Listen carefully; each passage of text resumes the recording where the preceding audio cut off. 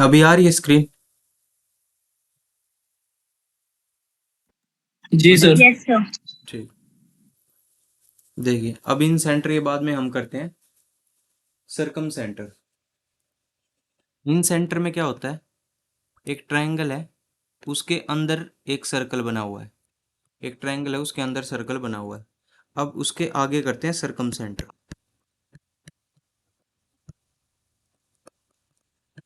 सरकम centre में क्या होगा, ट्रायंगल के बाहर की ओर सर्कल होगा।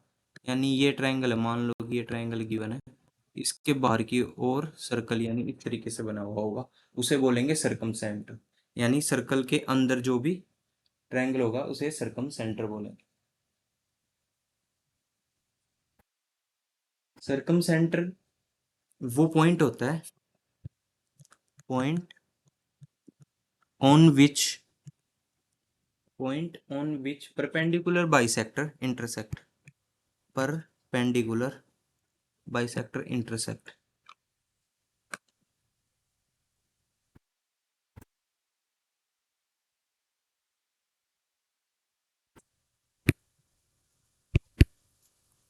परपेंडिकुलर यानी जो 90 डिग्री का एंगल मिला है, परपेंडिकुलर बाइसेक्टर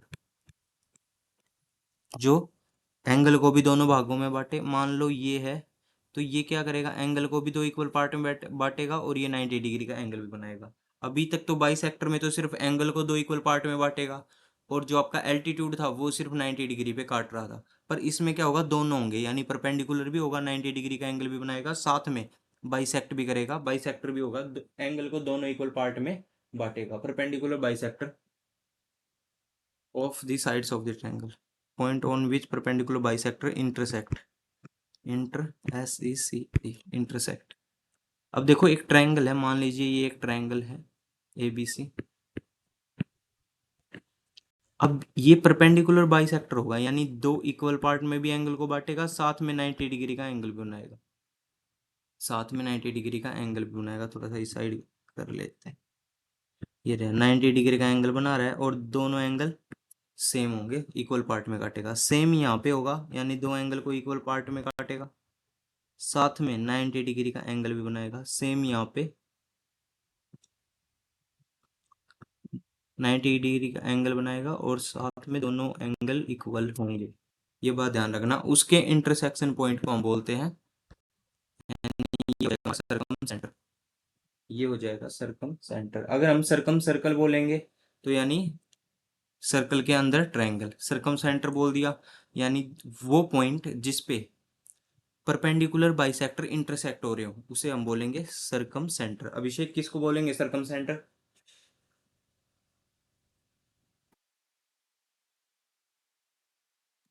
बताओ। जी सर। सरकम सेंटर किसको बोलेंगे, क्या होता है सरकम सेंटर? सर ध्यान नहीं दिया मैंने।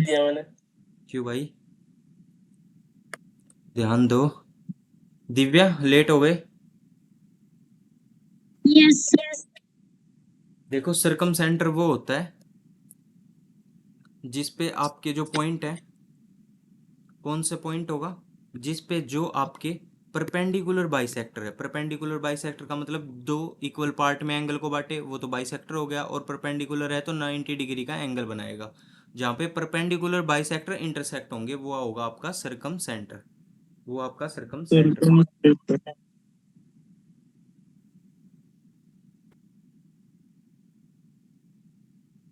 अब देखिए, इसमें अगर एंगल दे दिया ऊपर वाला, मान लो कि ये ट्रायंगल दे दी और ये वाला एंगल दे दिया आपको 50 डिग्री, और यहां से परपेंडिकुलर बाइसेक्टर खींच दिए तीनों। अब ये वाला एंगल आपसे पूछ लिया, ये वाला एंगल आपसे पूछ लिया, ये A है, ये B, ये C, और ये सरकम सेंटर C से मान लेते हैं। C तो लिखा हुआ है यहाँ, तो ED से मान लो, BDC। अब एंगल कितना होगा कौन बताएगा? सरकम सर डबल सेंटर, होगा तो बिल्कुल सही, वेरी गुड, डबल होगा। यानी ये 2A हो जाएगा। 2A, A की वैल्यू कितनी गिवन है 50, 2 × 50 यानी 100 हो जाएगा, तो 100 हो जाएगा। जो ऊपर वाला एंगल गिवन उसका उसका डबल हो जाएगा नीचे वाला ये वाला एंगल, यानी 50 है तो डबल हो जाएगा 100 हो जाएगा। बिल्कुल सही।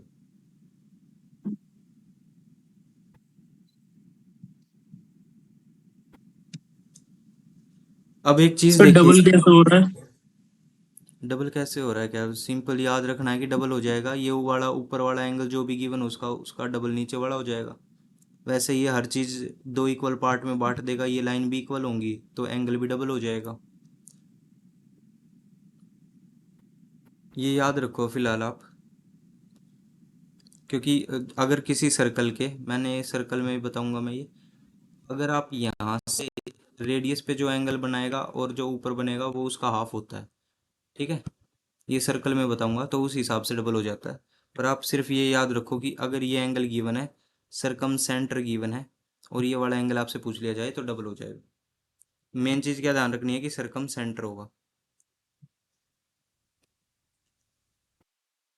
अब उसके साथ में ध्यान रखना ए डी, यानी ये वाली लाइन ए डी, ये इक्वल होगी सी डी के, इक्वल होगी सी डी के, इक्वल होगी बी डी के, इक्वल होगी बी डी के। ये चीज़ आप ध्यान रखो।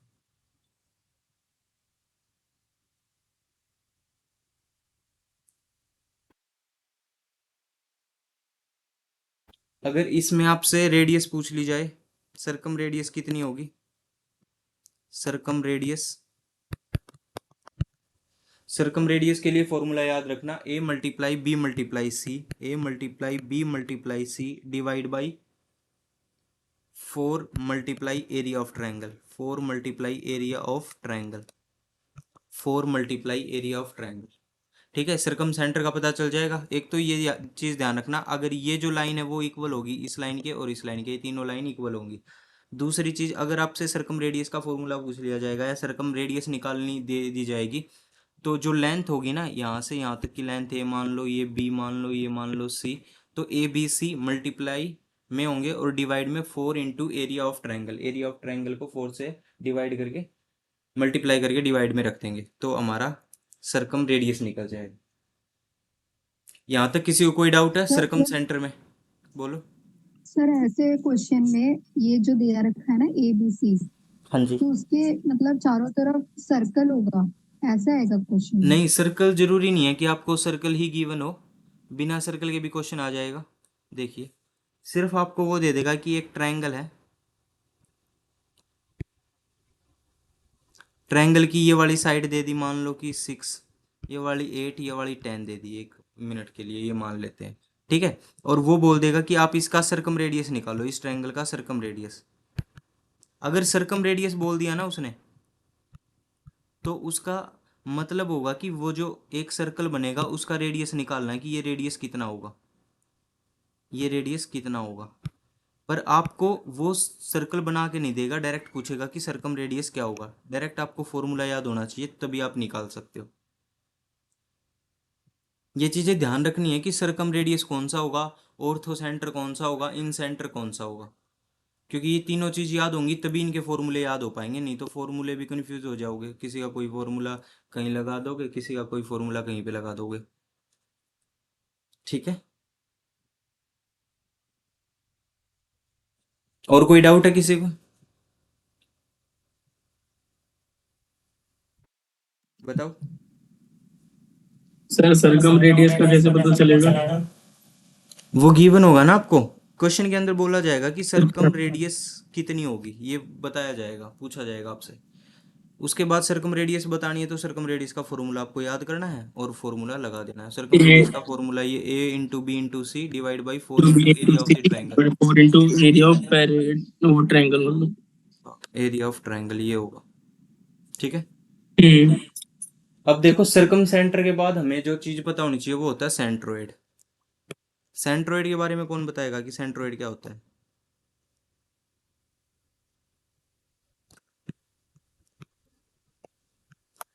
सेंट्रोइड क्या होता है?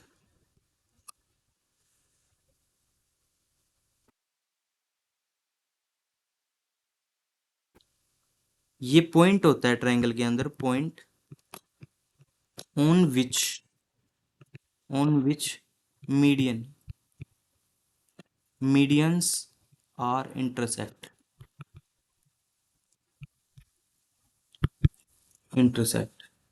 On which medians are intersect. ये वो पॉइंट होगा जिस पे मीडियंस इंटरसेक्ट करेंगे। कोई एक ट्रायंगल है, मान लीजिए ये ट्रायंगल है, इस ट्रायंगल में जो मीडियंस होंगे वो एक दूसरे के साथ में इंटरसेक्ट करेंगे, वो होगा आपका सेंट्रोइड। तो सेंट्रोइड की अगर डेफिनेशन पूछी जाती है, डेफिनेशन तो नहीं पूछेंगे पर आपको पता होनी चाहिए क्या होती है, intersection point of medians, intersection point of medians. Sir कभी मीडियंस 90 डिग्री पे नहीं करता ना, मतलब जैसे ऑल्टीट्यूड 90 डिग्री पे करता है, होता है, ये 90 डिग्री पे नहीं होता है। मीडियंस हाँ सर। मीडियन 90 डिग्री पे नहीं करता, वो सिर्फ दो इक्वल पार्ट में डिवाइड कर देगा। जैसे ये मीडियन है ना, तो ये सामने वाली साइड को दो इक्वल पार्ट में डिवाइड कर देगा, यानी अगर ये 5 लेंथ तो इसकी लेंथ भी 5 होगी।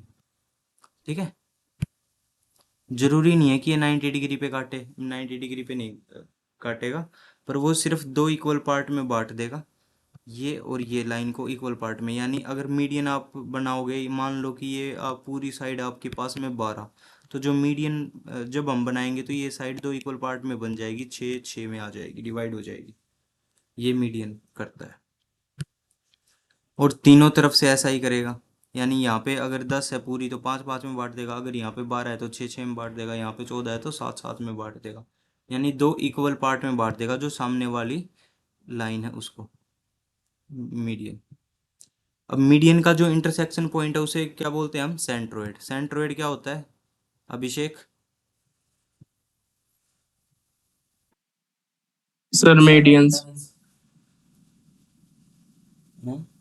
मीडियंस का इंटरसेक्शन मीडियंस पॉइंट, मीडियंस का इंटरसेक्शन पॉइंट। पॉइंट। ध्यान रखना जो मीडियन होगा ना, मान लो कि ये एक ट्रायंगल है, ट्रायंगल पे ये मीडियन यहाँ से यहाँ पे मीडियन, ये मीडियन है, तो ध्यान रखना ये वाली और ये वाली ट्रायंगल का एरिया भी सेम होगा, यानी दो इक्वल ट्रायंगल्स में बांट देगा, इसका एरिया और इसका एरिया भी सेम होगा। सामने वाली साइड भी दो इक्वल पार्ट में बढ़ जाएगी, अगर टोटल 10 है तो 5 5 आ जाएगी। अगर इसका एरिया आपको 40 दे दिया तो दूसरी ट्रायंगल का भी एरिया कितना होगा, 40 ही होगा। ये चीज़ भी याद रखना। उसके साथ साथ एक थ्योरम, इसके लिए एक आपके पास फॉर्मूला है,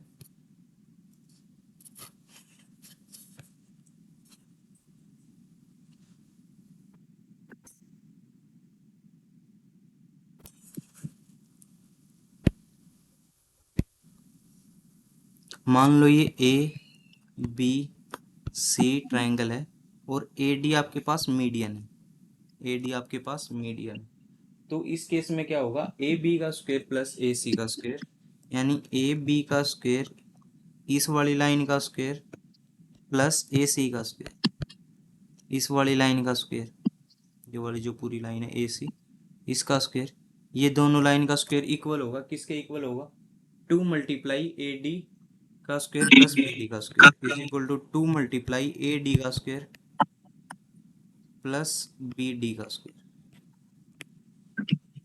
ए डी यानी ये वाली लाइन, इसका स्क्वायर प्लस बी डी का स्क्वायर। ध्यान रखना बी डी की जगह पे डी सी, सी डी भी हो सकता है क्योंकि बी और डी और सी और डी इक्वल है, तो ए डी का स्क्वायर प्लस बी डी का स्क्वायर हो जाएगा। और ये वाली थ्योरम इंपॉर्टेंट है, यहाँ से क्वेश्चन आता है। सर ये सेंट्रोइड का फॉर्मूला है। हाँ जी, जब भी सेंट्रोइड होगा तो ये वाला फॉर्मूला लगेगा, सेंट्रोइड के लिए फॉर्मूला है। सेंट्रोइड से बहुत सारे क्वेश्चन आते हैं आपके, उसमें से एक क्वेश्चन इस थ्योरम पे आता है। अभी और भी बताऊंगा कि और कौन से क्वेश्चन आते हैं सेंट्रोइड में। ठीक है, ये याद हो जाएगा, ए बी का स्क्वायर यानी ये वाली साइड का स्क्वायर प्लस ए सी का स्क्वायर यानी ये वाली साइड का स्क्वायर, वो इक्वल होगा, किसके इक्वल होगा, 2 मल्टीप्लाई ए डी, यानी जो भी आपका सेंट्रोइड वाली लाइन है वो उसके स्क्वायर प्लस बी डी यानी इस वाली लाइन के स्क्वायर। बी डी की जगह पे आप सी डी भी पुट कर सकते हैं क्योंकि बी डी और सी डी एक दूसरे के इक्वल होंगे। जब दोनों इक्वल पार्ट में बांटेगा तो बी डी और सी डी इक्वल हो जाएंगे। ठीक है, यहां तक समझ आया? Yes sir. Yes sir. Okay.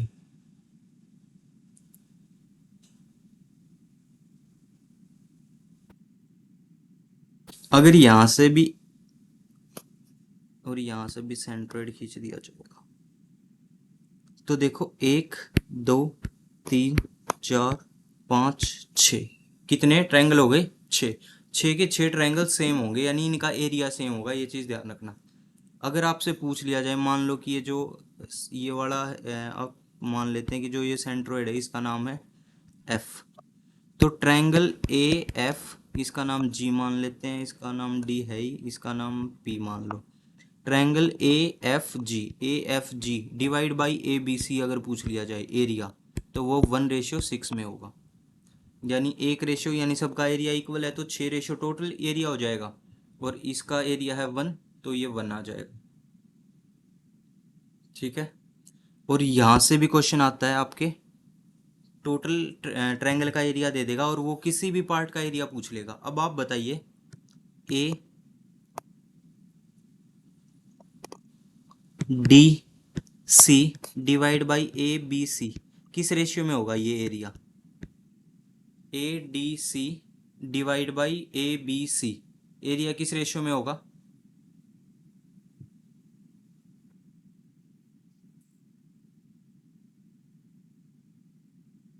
देखो ये 6 ट्रायंगल है, 6 के 6 1/2 में 1/2। ओके, देखिए ये 6 ट्रायंगल हैं और एक बात ध्यान रखनी है कि 6 के 6 बराबर होंगे, यानी इसका एरिया भी 1 होगा, इसका एरिया भी 1, इसका एरिया भी 1 होगा, इसका एरिया भी 1, इन दोनों का एरिया भी 1 1 होगा, 1 1। अब देखो इस ट्रायंगल की बात हो रही है ACD, ये वाले ट्रायंगल की बात हो रही है, तो इसका एरिया कितना है? 3, इसका एरिया तो 3 है और टोटल ABC यानी पूरे ट्रायंगल की बात हो रही है, पूरे ट्रायंगल का एरिया 1 1 2 3 4 5 6, इसका एरिया है 6 तो कितना आ जाएगा? 1/2। रेशियो आ जाएगी 1:2, 1:2। तो पता चल गया ADC अगर ट्रायंगल गिवन हो, ABC गिवन हो तो 1:2 में बढ़ जाएंगी। इसी से क्वेश्चन पूछता है कि सबका ट्रायंगल का ये दे देगा कि सेंट्रोइड बना हुआ है, उसके बाद में पूछ लेगा कि किसी भी ट्रायंगल का एरिया और पूरी ट्रायंगल के रेशियो में पूछ लेगा या फिर पूरी ट्रायंगल का एरिया देके और उसकी रेशियो निकलवा लेगा। क्वेश्चन सिंपल आता है पर ये चीज़ पता होनी चाहिए, याद होनी चाहिए उस टाइम पे।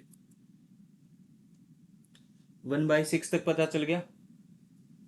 अगर हम इनको मिला दें, किस किस को मिला दें? यहां से ये मिला दिया, इस पेन से कर लेते हैं, यहां से ये 2 लाइन मिला दी, यहाँ से ये 2 लाइन मिला, ये लाइन मिला दी, 2 पॉइंटों को यहाँ से मिला दिया, 2 पॉइंट को यहाँ से मिला दिया, 2 पॉइंट को यहाँ से मिला दिया। अब भी आपका ना सारे जो ट्रायंगल है उनका एरिया इक्वल होगा, अब भी जो सारे ट्रायंगल बच गए उनका एरिया इक्वल होगा। अगर हमसे छोटा सा ये पूछ लिया कि इस ट्रायंगल का एरिया कितना होगा, सिर्फ इस ट्रायंगल का एरिया पूछ लिया जाए,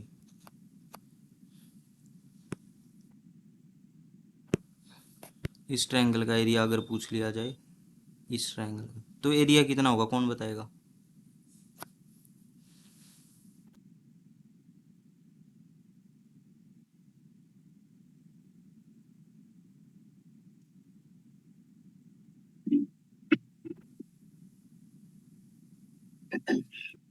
ध्यान रखना 1/12 हो जाएगा,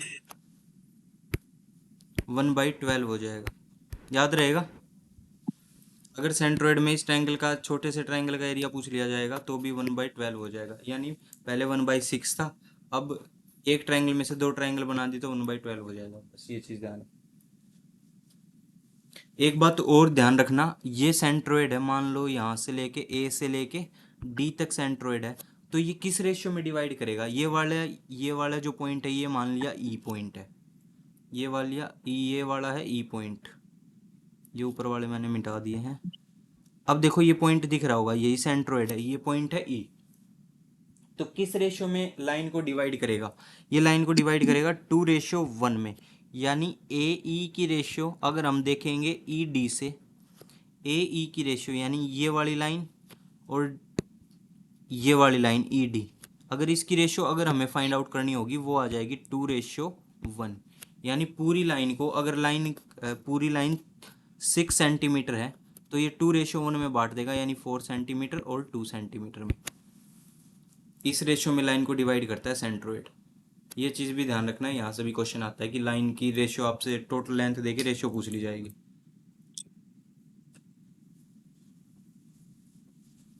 यहाँ तक बताओ, समझ आया सेंट्रोइड तक? Shilpa, Yes, sir. Divya, sir Yes, sir. Okay. तो अभिषेक बताएगा सबसे पहले सेंट्रोइड क्या होता है, किस चीज़ का इंटरसेक्शन पॉइंट होता है? सर मीडियंस का इंटरसेक्ट होता है पॉइंट सेंट्रोइड। मीडियंस का होता है। अगर हम सरकम सेंटर की बात करें, सरकम सेंटर किस पॉइंट्स का, मतलब किस लाइंस का इंटरसेक्शन पॉइंट होता है, बताओ?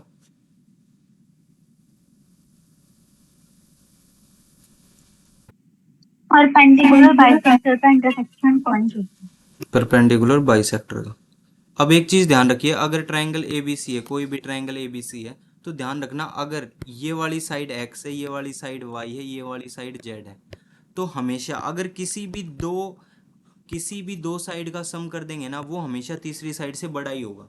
किसी भी दो साइड का अगर हम सम करेंगे तो वो तीसरी साइड से हमेशा बड़ा होगा। अगर बड़ा नहीं है तो वो ट्रायंगल नहीं हो सकती, ये चीज़ भी ध्यान रखना।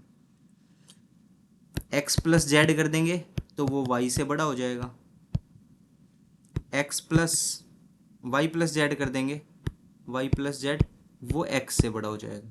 तो ये चीज़ ध्यान देना, ये प्रॉपर्टी है ट्रायंगल की, दो साइड का अगर हम सम कर रहे हैं तो वो तीसरी साइड से बड़ा होगा। इसके साथ में एक प्रॉपर्टी आपकी ये है, अगर दो साइड का डिफरेंस निकाल लिया तो वो हमेशा छोटा होगा तीसरी साइड से। अगर हम दो साइड का डिफरेंस निकाल लेते हैं तो वो तीसरी साइड से छोटा होगा, यानी x माइनस जेड या z माइनस एक्स वो हमेशा छोटा होगा किससे? y से। y माइनस जेड वो सर एक्स हमेशा प्लस छोटा होगा वाई, x। बोलो क्या? सर अगर वो दोनों का डिफरेंस सेम निकल गया तो फिर क्या करेंगे? ट्रायंगल ही नहीं बनेगी। ट्रायंगल नहीं बनेगी, ठीक है।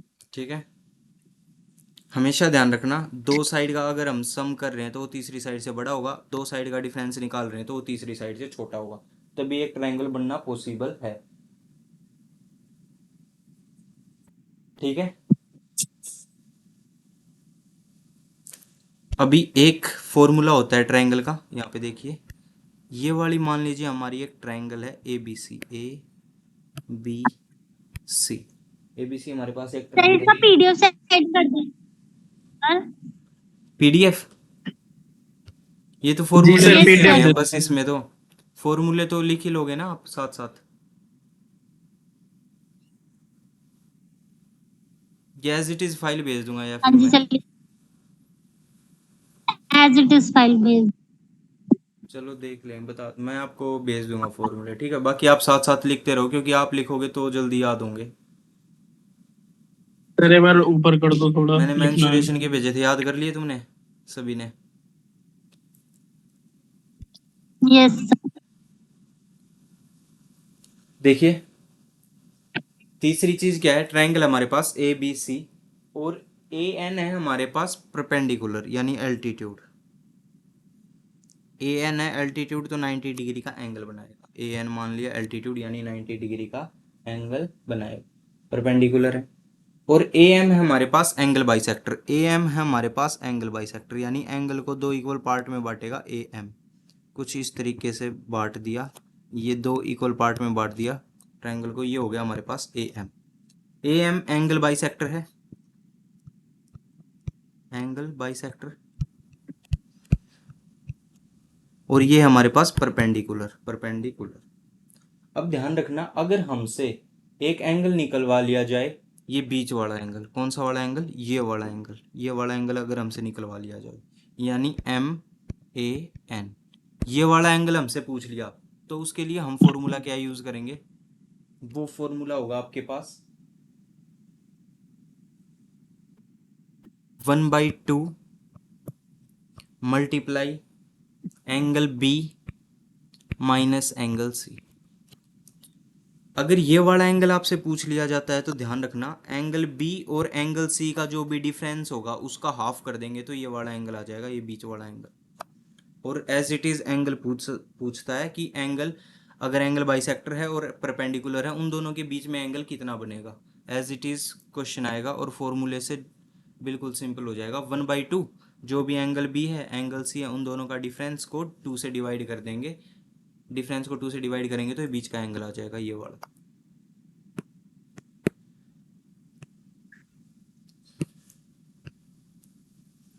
बताओ समझ आ गया अभिषेक?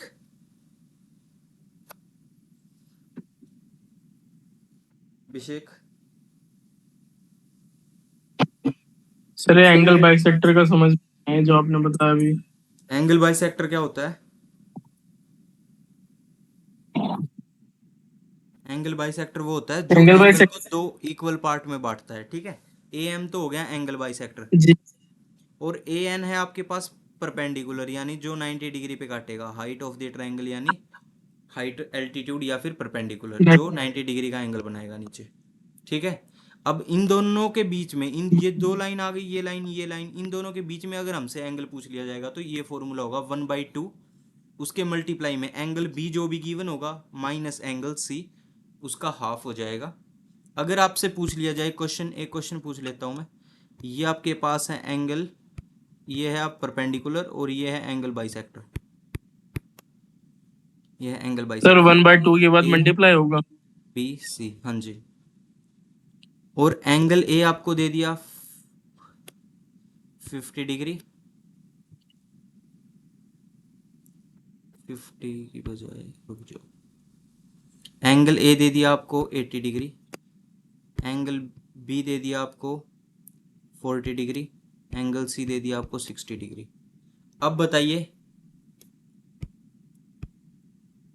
एंगल MAN कितना होगा? MAN सभी बताइए निकाल के।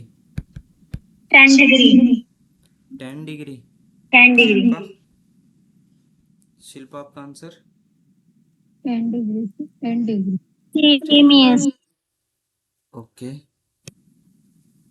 देखिए क्या करना है, 1/2 मल्टीप्लाई में एंगल B, एंगल B कितना है 40 डिग्री, यानी 40 डिग्री, जो बड़ा एंगल उसमें से छोटा वाला माइनस कर देना, ठीक है। बड़ा एंगल 60 डिग्री है तो 60 डिग्री माइनस 40 डिग्री, ब्रैकेट पहले सॉल्व होगा तो कितना आ जाएगा 20 डिग्री, 60 माइनस 40 20, और 2 से डिवाइड करोगे, 2 से डिवाइड करने पे कितना आ गया 10 डिग्री, तो 10 डिग्री आपका आंसर हो जाएगा।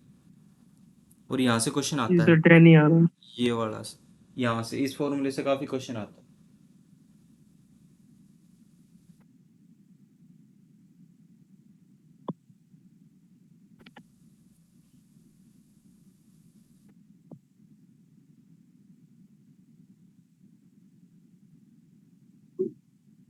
ठीक है, यहाँ तक समझ आया? कोई डाउट है? No sir. ओके,